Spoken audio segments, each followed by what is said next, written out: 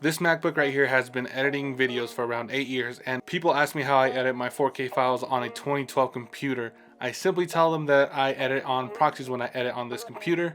Now, before I show you how to make proxies, let me explain what they are. Proxies are pretty much a lower quality of the original footage that you captured on your camera. So if you're shooting 4K and your computer cannot handle that 4K and it's always crashing or it's just so slow you can't finish a project, then you would create a proxy and just dumb it down to 720p and it runs so smooth that you're just editing footage like nothing. And then once you're done with that footage, you simply just reconnect your 4K footage to that and boom, you're done. So that must sound a little bit confusing when you're starting off, but trust me, it is really simple nowadays. So I create all my proxies in Adobe Premiere Pro because that is my editing choice. I don't know if Final Cut, DaVinci Resolve does proxies the same way as Premiere does. So the first thing I do is open up Premiere Pro and organize all of my footage so I know where to find it as quickly as possible. And the second step is to create your proxies. So you simply select all the footage that you want to create proxies for, and then right click and you will see where it says proxies. Just click on that. So when this window pops up, I use QuickTime, and in the preset tab, I use GoPro Cineform. So right here, you have an option to save it next to your original files, or you can create a new file to save all the proxies. I always create a new file and just name the proxies and save it there,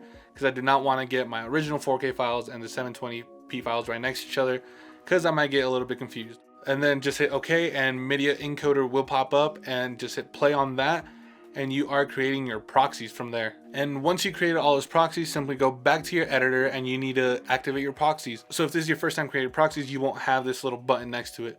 So go to your button editor, and from there you need to find this little one on the right side called toggle proxies. Just drag it down to where you want to see it and then just hit OK, and it should pop up right there, and just click on it. And once it's blue, it's going to be all your proxies. So toggle back and forth to see which one's a lot faster for you to edit. And the one important tip that I always have, I have a little post-it note on this monitor right here, is untoggle proxies, because I'll be editing, color grading everything, and I just export it and it's a 720p file, and I'm like, wow, this is really crappy footage from my 4K.